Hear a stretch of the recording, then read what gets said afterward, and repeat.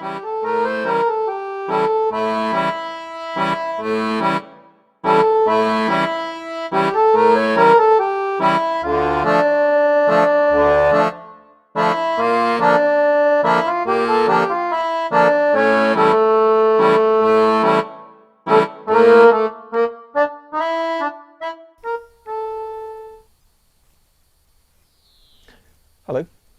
Today we're going to look at habitats in the garden.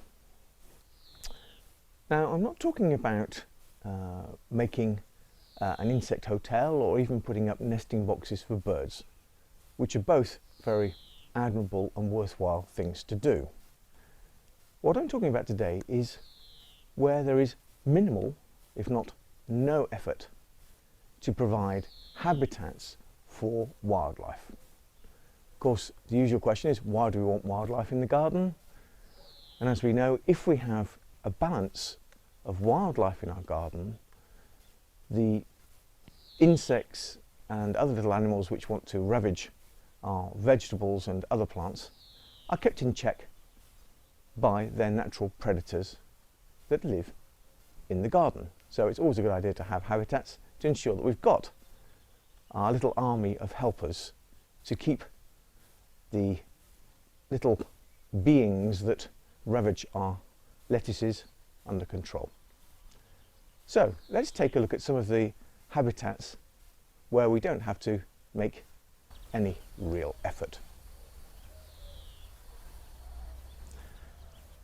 Now, the first little habitat may surprise you because I'm going to look at ivy.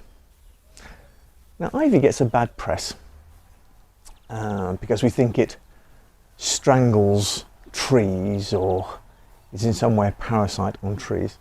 This actually isn't true.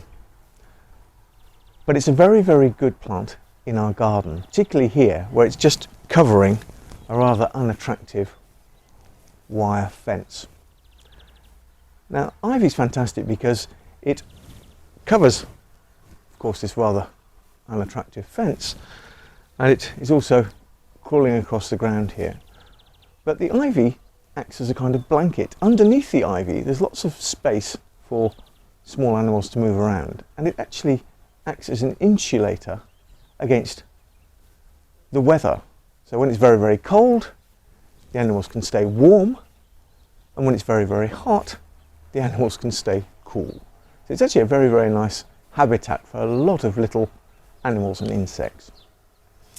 Another thing, while we're talking about ivy, is that it flowers very, very late in the season. It's usually around about September, October in the northern hemisphere where I am, which means really it's just at the start of autumn, back end of the summer. So this provides nectar for lots of insects. And also, following the flowers, we have little berries which will then feed many birds, certainly during the winter months. So that's our first little habitat, ivy. Here I'm in front of a mixed hedge. Now, the mixed hedge is a great environment for little birds and little animals and insects to make their nests. But also, one thing I do is I do a thing called chop and drop. So when I cut the hedge, I leave the cuttings in situ. This means that these cuttings will decompose and put their nutrients back into the soil, which will feed the next generation of plants in the hedge. There is a secondary effect too. This is the following. All this waste, all these cuttings that are at the bottom of the hedge, will actually provide a very good environment for small animals and insects to overwinter. Provide them with a nice little warm environment where they're protected from the cold, and then they can re-emerge in the spring. So, also, the mixed hedge will provide food if you've got berry producing plants, and even the leaves themselves, of course, will feed certain insects.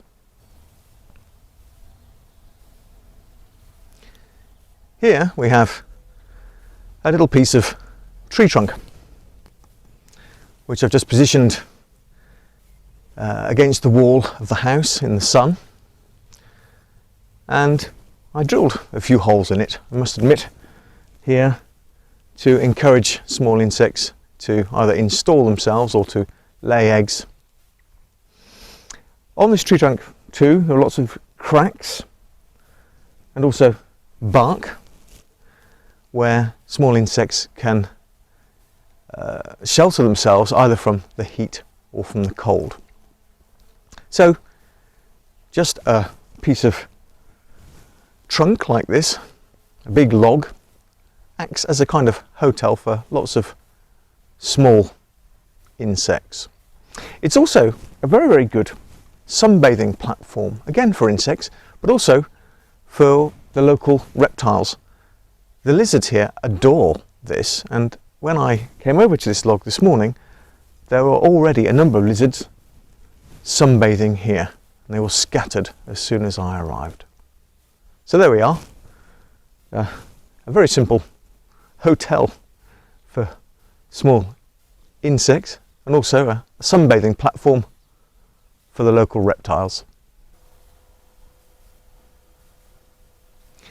Here we're next to the pond. Now, the pond is an obvious habitat, but what I'm interested in here is not actually the pond itself, but the things around it.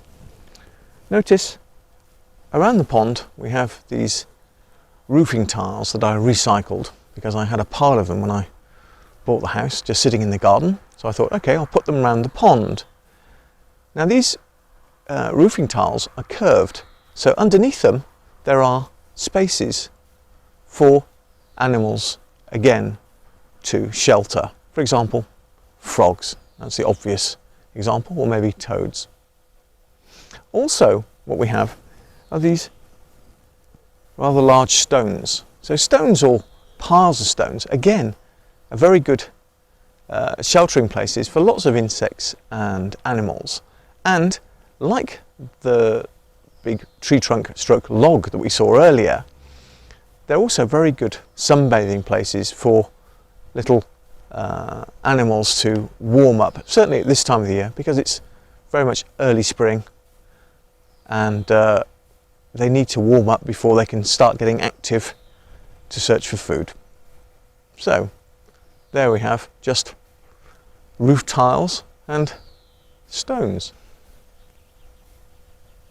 Here we have mulch, in this case hay, which protects the plants from too much heat and too much cold, and it does the same thing for small insects and animals.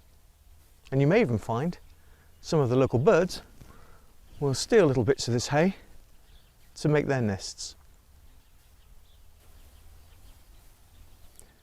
Now here we have a pile of logs and lots of branches. It may not look like much, but this is actually a very, very nice home for larger animals such as hedgehogs, and I think we may even have a weasel living in here somewhere.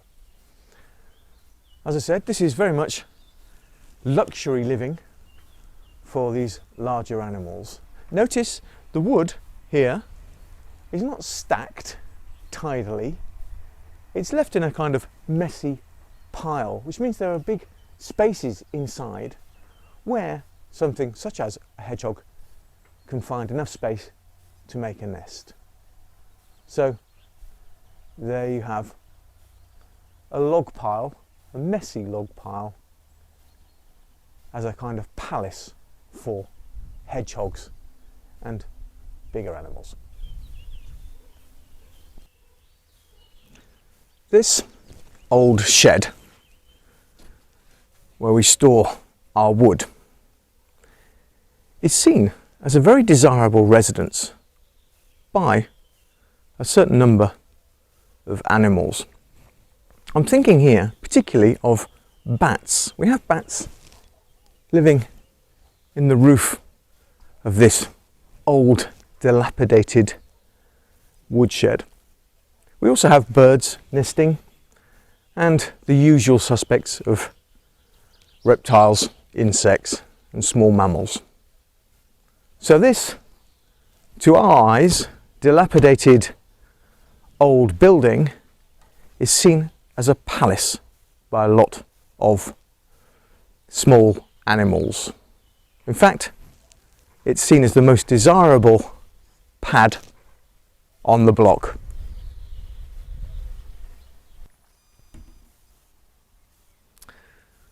We've done a little tour of a handful of habitats in the multitude that exist. I haven't included the usual obvious candidates of trees, undergrowth, or the soil, all of which are major ecosystems in themselves. But I hope I've shown you that by doing very little, in fact usually nothing, these habitats serve their purpose for nature. Now, human beings have this mania for intervening and for cleaning up all the time, which goes completely against nature. The one message I'd like to pass in this video is simply that if you leave these areas alone and let nature take care of business, all will be well. So the good news is there's less work rather than more work. I hope you enjoyed the video. Bye for now.